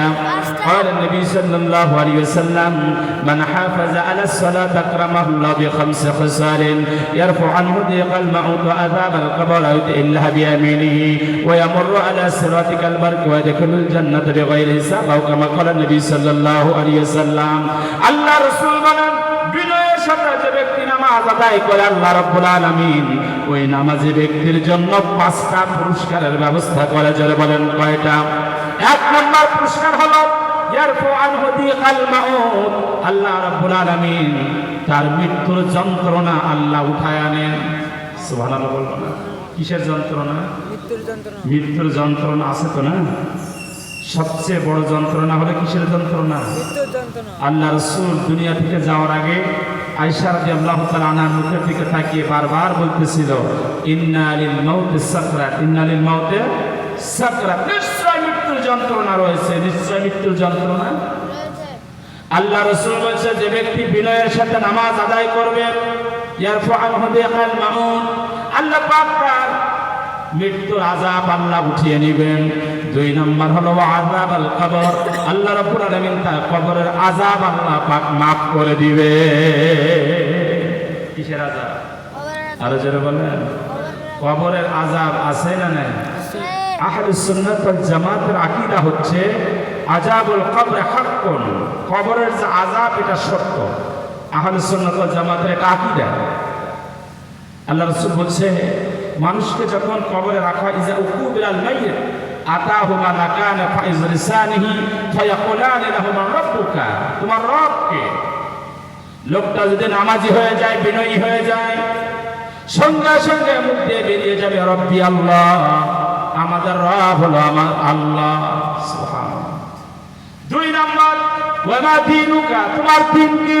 ওই লোকটা যদি নামাজি হয়ে যায়, সাথে সাথে মুখ থেকে বেরিয়ে যাবে দীনুল ইসলাম, আমার দিনের নাম হলো ইসলাম। এরপর আল্লাহর নবীকে দেখানো হবে মাহাদার রাজুল আল্লাযী বিসুফিকুম, এই ব্যক্তি সম্পর্কে তোমাদের ধারণা কি?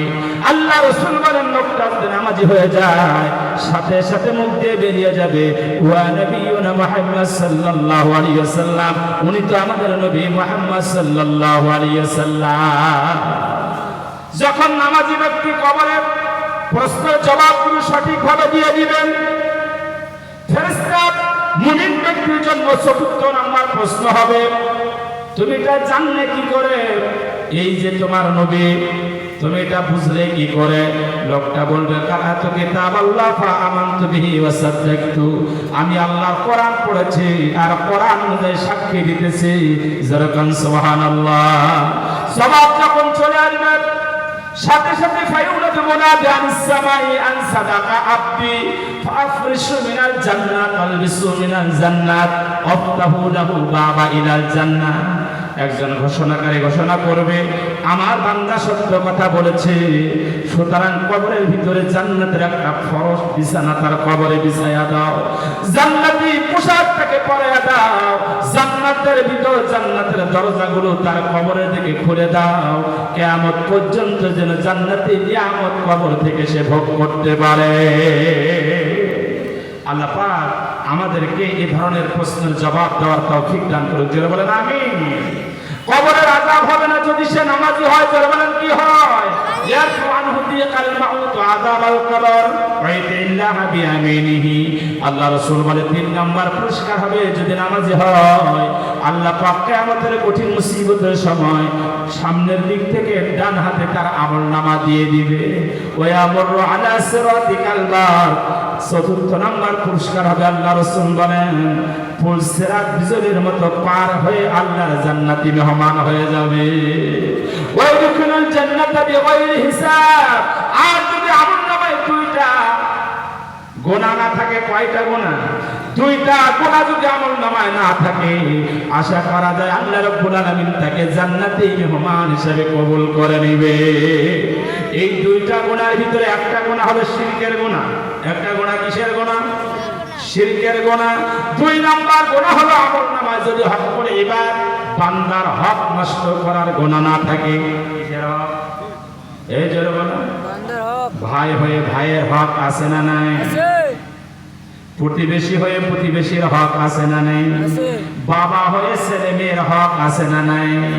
অথচ আমাদের দেশে অনেক বাবা আছে, ছেলে সব ছেলের নামে সব জমি লিখে দিয়ে মেয়েকে ফাঁকি দেয়। এরকম বাবা আছে না নাই? আছে। আমার ভাইরা, মেয়ের হক নষ্ট করে ছেলের নামে যারা জমি সব লিখে দিয়েছেন, নামাজ পড়েন আর রোজা রাখেন, যত ইবাদত করেন না কেন, কোন ইবাদতের সওয়াব নিয়ে আপনাকে আল্লাহর জান্নাতে যাওয়া যাবে। সুতরাং হকের ইবাদত নষ্ট করার কোনো যদি আমলনামায় না থাকে, আল্লাহ পাক ওই নামাজি ব্যক্তিকে আল্লাহর জান্নাতি মেহমান হিসেবে কবুল করে নেবে। তাহলে জান্নাতুল ফেরদাউসের মেহমান হওয়ার জন্য আল্লাহ শব্দ দিয়েছে কয়টা? 7টা। জোরে বলেন কয়টা? 1 নাম্বার শব্দ কি? আল্লাযীনা হুম ফি সালাতিহিম খাশিউন, যারা বিনয়ের সাথে নামাজ আদায় করে। কিসের সাথে? 2 নাম্বার ওয়াল্লাযীনা হুম আনিন লাগবি মুরিদুন। 2 নাম্বার যা অনর্থক কথাবার্তা, অনর্থক কথাবার্তা বলা থেকে নিজেকে হেফাজত করেন। যারা অতিরিক্ত কথাবার্তা, যে কথার কোনো দাম নাই, কোনো মূল্য নাই, এরা এই ধরনের কথা আমাদের দ্বারা আছে না নাই? আছে। আর চায়ের দোকানে বসলে যে কথাটার প্রয়োজন নেই সে কথাটাও বলে ফেলে।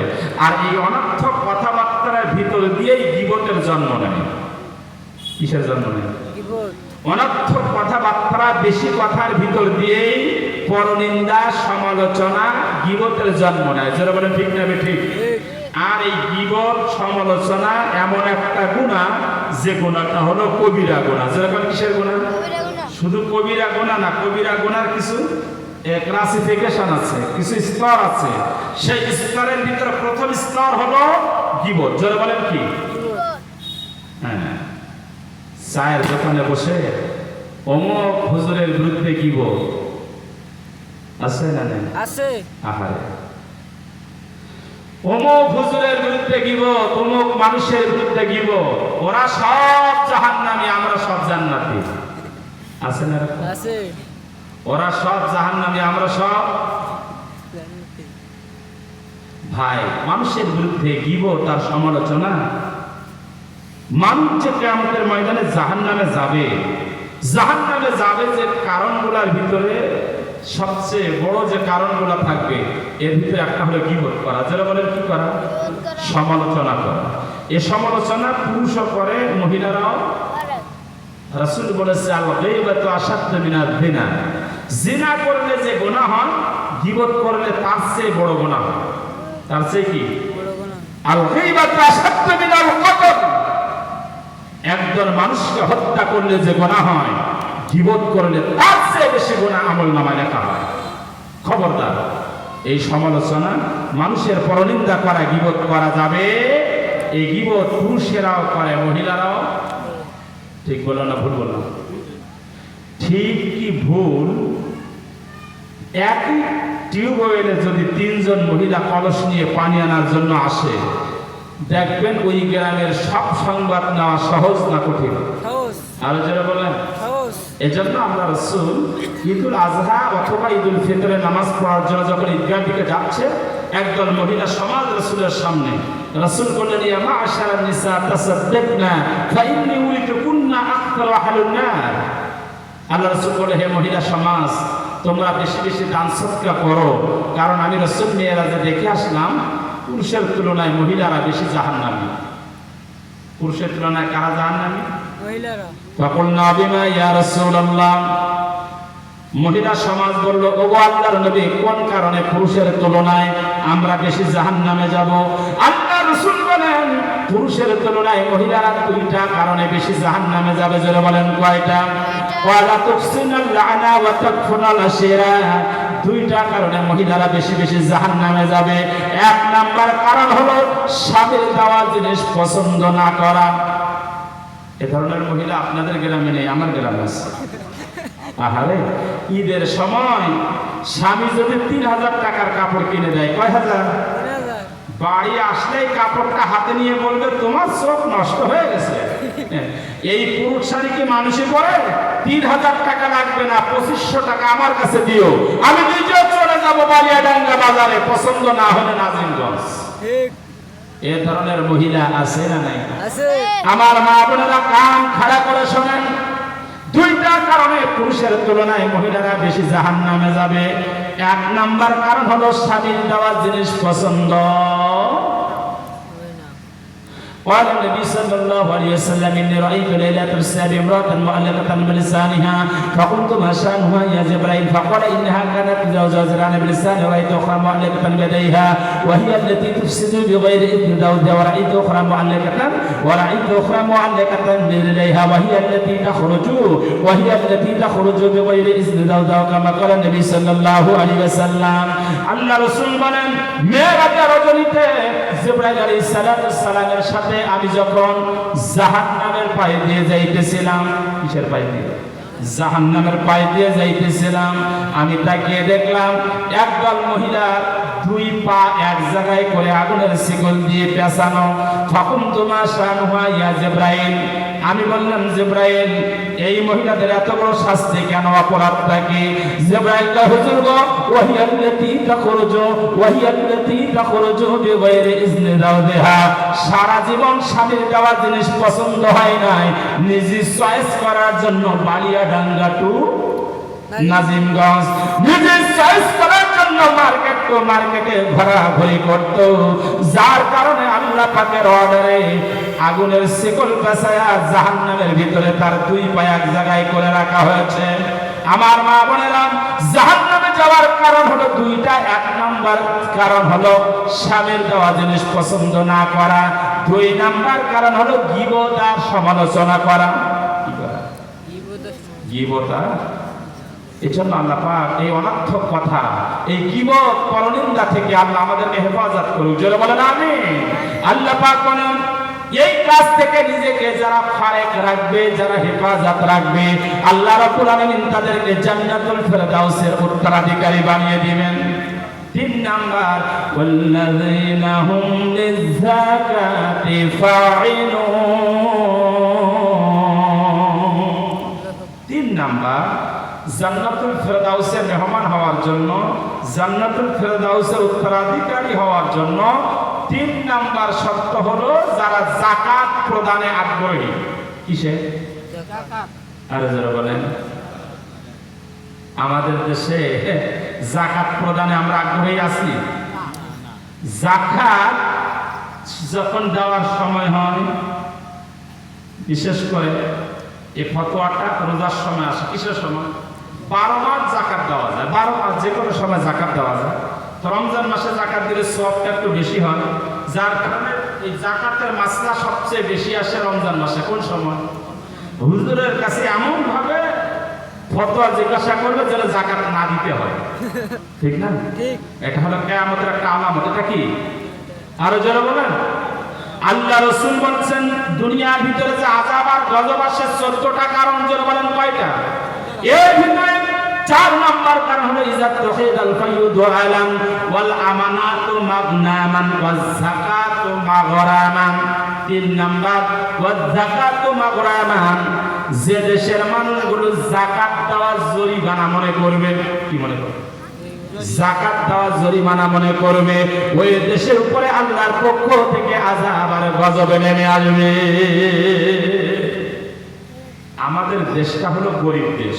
আমাদের দেশটা কি দেশ?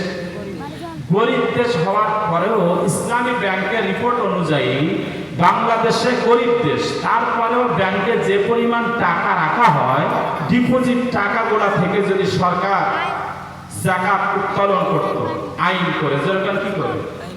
এই যারা বলে কি করে? আইন করে। হ্যাঁ, যাকাত উত্তোলন করার দায়িত্ব সরকারের। যারা বলেন কার? আল্লাযীনা ইম্মাক্কান্নাহুম ফিল আরদ আকামুস সালাহ ওয়া আতাউস। হ্যাঁ, যারা সরকার গঠন করবে, আল্লাহ পাকের কোরআনের আয়াত হচ্ছে তাদের উপরে প্রথম দায়িত্ব আসবে 4টা। কয়টা? 4টা। আরো যারা বলেন কয়টা? 1 নাম্বার, রাষ্ট্রপ্রধান হওয়ার পরে, প্রধানমন্ত্রী নির্বাচিত হওয়ার পরে, মুসলিম দেশের যিনি প্রধানমন্ত্রী নির্বাচিত হবে, সর্বপ্রথম দায়িত্ব হবে প্রজাদের ভিতরে নামাজের বিধান করা, নামাজের বিধান প্রতিষ্ঠিত করা। যারা বলেন কি করা? নামাজের বিধান। এই দায়িত্বটা সরকারের। যারা বলেন আচ্ছা, আমাদের দেশের সরকারের পক্ষ থেকে এই আইন কি আছে ভাই? না না। কেন নেই? কারণ হলো আমরা সেই মানের সরকার গঠন করতে পারি নাই। মুসলিম রাষ্ট্র বলে দাবি করি।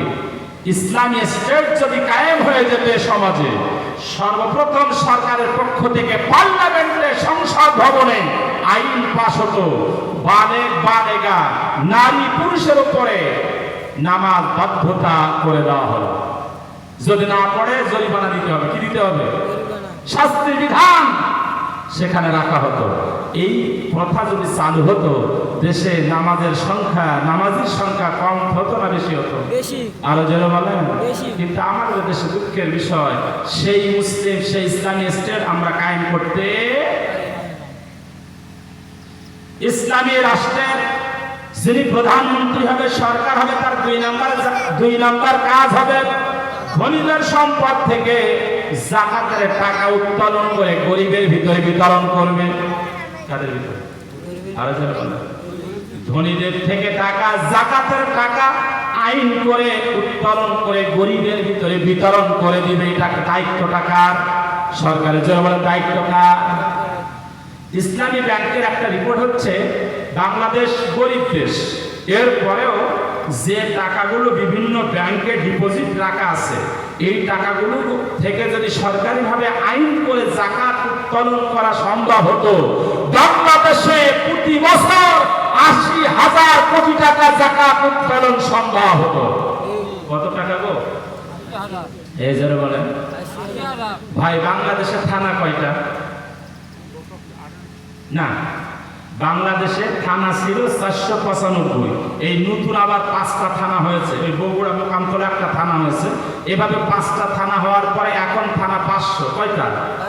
৫০০ থানার ভিতরে ৮০,০০০ কোটি টাকা যদি ভাগ করে দেওয়া হয়, তাহলে কয় টাকা করে হয় গো? ৫০০ লং ৮০, ১৬,০০০ কোটি টাকা। কত? কালীগঞ্জ থানায় যদি এই টাকাগুলো 1 বছরে বন্টন করা হতো, এই কালীগঞ্জ থানায় কি দরিদ্র মানুষ খুঁজে পাওয়া যেত? এইভাবে 5 বছর নয়, 3 বছর মাত্র যদি বাংলাদেশে সরকারিভাবে যাকাতের টাকা উত্তোলন করে গরিবের ভিতরে সমবন্টন করা যেত, বাংলাদেশে আর দরিদ্র বাংলাদেশ থাকতো না, সোনার মদিনায় পরিণত হয়ে যেত। কিন্তু দুঃখ আর আফসোস, সেই মানের সরকার আমাদের গঠন হলো না, সেই মানের ইসলামী স্টেট বাংলাদেশে কায়েম। আল্লাহ যেন এরকম একটা দৃশ্য আমাদের দেখার তৌফিক দান করেন। জোরে বলেন আমিন। আরো জোরে বলেন আমিন। আমার ভাইরা, সময় সংক্ষেপ হয়ে যাচ্ছে। ওয়াল্লাযীনা হুম লিয-যাকাতি ফাঈলুন, জান্নাতুল ফিরদাউসের উত্তরাধিকারী হওয়ার জন্য 4 নম্বর বিষয় হলো যারা যাকাত প্রদানে আগ্রহী। জোরে বলেন কিসে? 5 নম্বর আল্লাহ রাব্বুল আলামিন বলেন ওয়াল্লাযীনা হুম লিফুরুজিহিম হাফিজুন।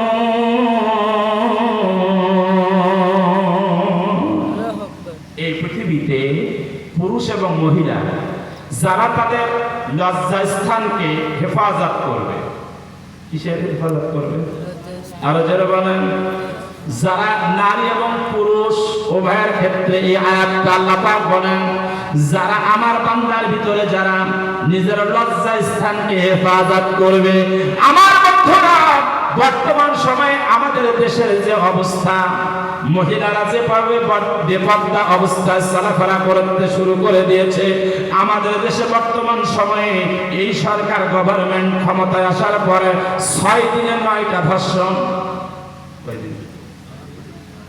6 দিনে? হ্যাঁ, পেপারে দেখলাম 6 দিনে 9টা ধর্ষণ হয়েছে।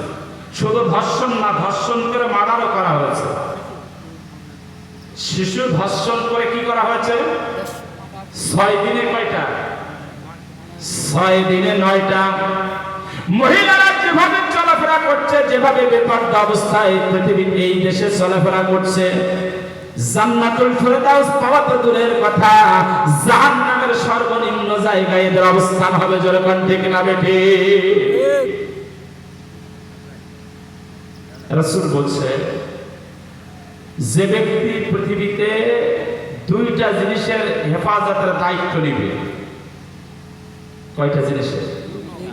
আমি রাসূল কিয়ামতের ময়দানে তার জান্নাতে যাওয়ার জিম্মাদারি আমি রাসূল নিয়ে নিলাম। একটা হলো জবান, একটা হলো কি? আরো যারা বলেন। আর একটা হলো লজ্জা স্থান। আর একটা কি? জবান আর লজ্জা স্থান। এই দুটো জিনিসের হেফাজত সহজ না কঠিন? আমাদের বর্তমান প্রেক্ষাপট অনুযায়ী খুব কঠিন। কিন্তু এই 2টা জিনিস যদি আমরা হেফাজত করতে পারি, জবান এক নম্বর কি? মানুষের দেহের ভিতরে সবচেয়ে যে জিনিসটা দ্বারা গোনা হয়, সে জিনিসটা হলো জবান। সে জিনিসটা হলো কি? এজন্য হযরত লুকমান, নাম শুনছেন? লুকমান হাকিম যাকে বলা হয়, হযরত লুকমানের উস্তাদ একদিন হযরত লুকমান হাকিমকে বলছে, লুকমান, তুমি তো অনেক জ্ঞানবান ব্যক্তি, তুমি তো অনেক জ্ঞানবান ব্যক্তি, তুমি আমার শিষ্য, আমার ছাত্র, তো তুমি আগামীকাল আমার জন্য একটি বকরি জবাহ করবা। কি জবাহ করবা? এবং এই বকরি সবচেয়ে উৎকৃষ্ট অংশটা আমার জন্য নিয়ে আসবা। উস্তাদ হুকুম করেছে।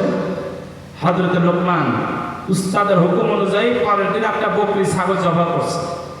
জবাহ করার পরে ওই বকরির কলিজা আর জিহ্বা, যারা বলেন কি কলিজা আর জিহ্বা উস্তাদের কাছে নিয়ে গেছে, যে বলছে উস্তাদ ছাগল জবাই করে ছাগলের সবচেয়ে উৎকৃষ্টতম অংশটা আপনার জন্য হাজির করেছে।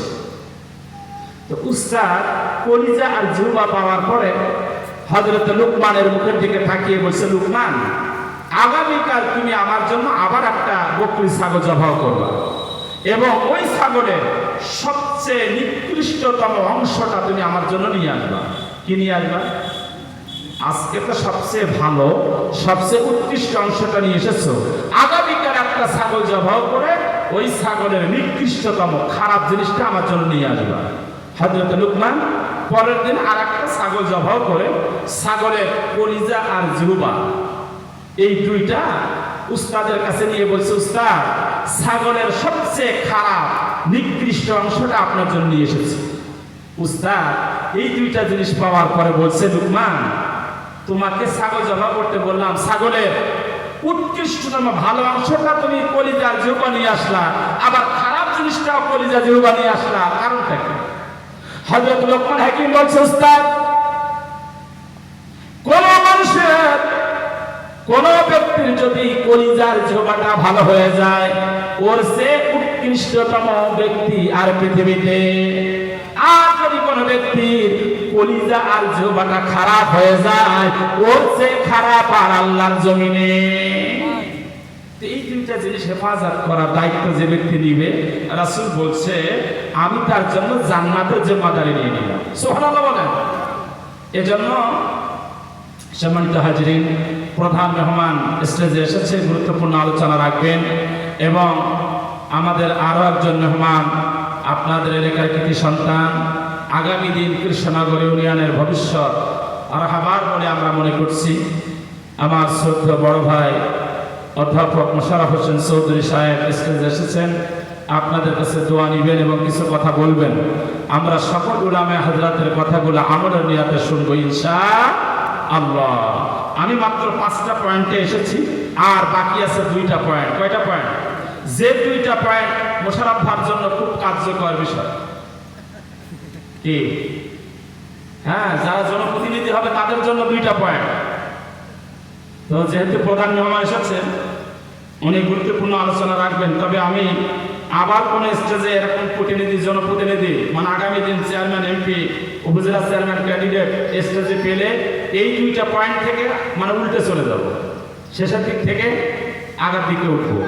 আল্লাহ পাক, আমি আসলে কি বলতে চেয়েছি ভাই অবশ্য বুঝতে পেরেছেন। সূরা আল মুমিনুনের 10টা আয়াতের মধ্যে 7টা গুণের কথা বলেছে। কয়টা? আমি 5টায় আলোচনা এসেছি। 6-7 নম্বর আলোচনা জনপ্রতিনিধিদের সম্পর্কে। কাদের সম্পর্কে? যারা আমানাতের খেয়ানত করবে না। কিসের খেয়ানত করবে না? এই ধরে বলে কিসের খেয়ানত? আর ওয়াদা দিয়ে ওয়াদা ভঙ্গ করবে না। কি দিয়া? আহারে, আমাদের দেশের জনপ্রতিনিধিরা এমপি হওয়ার আগে, চেয়ারম্যান হওয়ার আগে এত কালভার্ট, এত রাস্তা, এত দরিদ্র বিমোচন সব করে দিবে, কিন্তু নির্বাচন হয়ে যাওয়ার পরে, নেতা নির্বাচিত হওয়ার পরে আর কোনো কারোই খবর থাকে না। কি ঠিক না ঠিক? এই যে বলে ঠিক না ঠিক? আমানত চেয়ারম্যান যিনি হবেন, এই ইউনিয়নের 22-27 হাজার মানুষের, 30,000 মানুষের আমানত তার কাছে কে রেখেছে? ইন্নাল্লাহা ইয়া'মুরুকুম আন তাওয়াদ্দুল আমানাতি ইলা আহলিহা। কথাকার সূরা নিসা 58 নম্বর আয়াত। এই বিষয়ের উপরে আমার একটা আলোচনা মনে করছিলাম যে ভাই যখন স্টেজে এসেছে এই বিষয়ের উপরে কিছু কথা বলবো ইনশাআল্লাহ, যাতে জনপ্রতিনিধি এবং জনগণ সকলেই বুঝতে পারে যে জনপ্রতিনিধি হওয়ার পরে তার কতটা দায়িত্ব। হযরত ওমর, হযরত আবু বকর রাদিয়াল্লাহু তাআলা আনহু খেলাফত অধিষ্ঠিত হওয়ার পরে, প্রথম খলিফা নির্বাচিত হওয়ার পরে, ইন্নাল্লাহা ইয়া'মুরু আন তু'আদ্দুল আমানাতি ইলা আহলিহা, এই আয়াত তেলাওয়াত করতেন আর ছোট্ট শিশুর মতো ডুবরে ডুবরে কাঁদতেন। কারণ হযরত আবু বকর স্ত্রী বলছে, আপনি কাঁদেন কেন? হযরত আবু বকর কয়, বিবি, এই মুসলিম রাষ্ট্রের রাষ্ট্রপ্রধানের দায়িত্ব আল্লাহ আমাকে দিয়েছে। এই মুসলিম রাষ্ট্রের লক্ষ লক্ষ মানুষ আমানত হিসাবে আমার কাছে কে রেখেছে? এই আমানতের খেয়ানত যদি আমি করে ফেলি, কিয়ামতের ময়দানে আবু বকর আল্লাহর জান্নাত পাবে না। সুবহানাল্লাহ বলবো না? আমার ভাইরা, আজকে আমাদের দেশের প্রতিনিধি যারা হয় তাদের অবস্থানটা কোথায় চলে গেছে? নির্বাচিত হওয়ার আগে এত কিছু ওয়াদা করে, কিন্তু নির্বাচিত হওয়ার পরে সে ওয়াদা থাকে না সুইস ব্যাংকে টাকা জমা হয়। সুইস ব্যাংকে এক দরবেশ বাবা নাকি 36,000 কোটি টাকা। কয় হাজার কোটি টাকা গো? এক দরবেশ বাবা খালি কয় হাজার কোটি টাকা। মানে দেশের টাকা সব পাচার করে সুইস ব্যাংকে চলে যায়, যার কারণে দরিদ্র দেশ দরিদ্রের ভিতরেই চলে যায়। এদেশ আর উন্নতি হয় না। আল্লাহর কাছে দোয়া করি, আল্লাহ আমাদের দেশে এমন যোগ্যবান ব্যক্তি তুমি নেতৃত্বের আসনে বসাও, যাদের দ্বারা এদেশ, এ জাতি কোরআন এবং সুন্নাহ বুঝে আমল করে এদেশ যাতে উন্নত দেশের সাথে টক্কর দিয়ে মাথা উঁচু করে দাঁড়াতে পারে। যারা বলেন আমিন। আজকের মাহফিলের আয়োজন যারা করেছেন, যুবক ভাইদের জন্য প্রাণ খুলে দোয়া করে আল্লাহ পাক যুবকদেরকে খালেদ বিন ওয়ালিদের সৈনিক হয়ে দুনিয়া থেকে যাওয়ার তৌফিক দান করুক। আমিন। ওমা তৌফিকি ইল্লা বিল্লাহ। আসসালামু আলাইকুম ওয়া রাহমাতুল্লাহি ওয়া বারাকাতুহু।